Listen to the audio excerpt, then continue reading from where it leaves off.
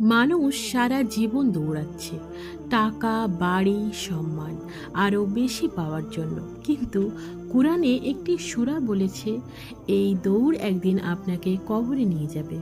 ভিডিওটি শেষ পর্যন্ত দেখার অনুরোধ রইল যদি ভিডিওটির বিষয়বস্তু জানতে চান। আল্লাহ তাআলা কোরআনে বলেন, আলহাকুমুত তাকাসুর, অর্থাৎ বেশি পাওয়ার প্রতিযোগিতা তোমাকে ব্যস্ত করে রেখেছে। মানুষ দুনিয়ায় সবসময় চায় আরও টাকা, আরও সম্পদ, আরও বড় বাড়ি। এই দৌড় এত বেশি হয়ে যায় যে মানুষ আল্লাহকে ভুলে যায়। তারপর আল্লাহ বলেন, হাত্তা জুরতুমুল মাকাব্বির, অর্থাৎ এই দৌড় চলতেই থাকে যতক্ষণ না তোমরা কবর পর্যন্ত পৌঁছে যাও। ভাবুন তো, আমরা কত পরিকল্পনাকারী, কিন্তু শেষ ঠিকানা হচ্ছে কবর।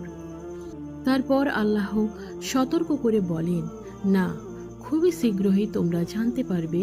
আবার বলছি, খুবই শীঘ্রই তোমরা জানতে পারবে, অর্থাৎ একদিন মানুষ বুঝবে এই দুনিয়ায় এই দৌড় কত বড় ভুল ছিল। শেষে আল্লাহ বলেন, সেদিন মানুষকে তার সব নিয়ামত সম্পর্কে জিজ্ঞেস করা হবে। তাই আসুন, দুনিয়ার পিছনে ছুটতে ছুটতে আমরা যেন আখিরাতকে ভুলে না যাই, কারণ শেষ পর্যন্ত আমাদের সবাইকে আল্লাহর কাছেই ফিরে যেতে হবে। এই সূরা আমাদের দুনিয়ার লোভ থেকে সতর্ক করে এবং আখিরাতের কথা স্মরণ করিয়ে দেয়। ভিডিওটি ভালো লাগলে লাইক ও শেয়ার করুন। এরকম ইসলামিক রিমাইন্ডার পেতে এখনই সাবস্ক্রাইব করুন।